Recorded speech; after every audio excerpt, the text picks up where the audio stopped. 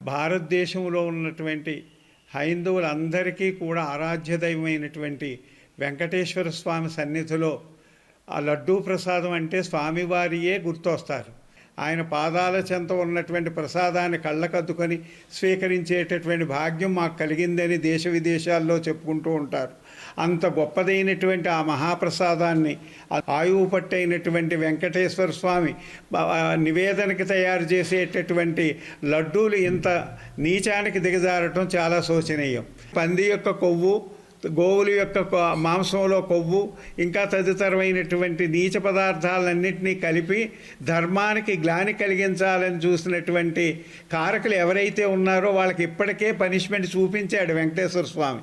కాబట్టి ప్రభుత్వం కూడా వెంటనే చొరవ తీసుకొని దీనికి కారకులైనటువంటి వారిని న్యాయస్థానాల ముందు పెట్టి శిక్ష పడేటట్టుగా చేయాలి. చేసినట్లయితేనే ఈ సమస్యకు పరిష్కారం దొరుకుతుంది. ఆ విధంగా చేస్తారని మేము కోరుకుంటూ ఉన్నాం.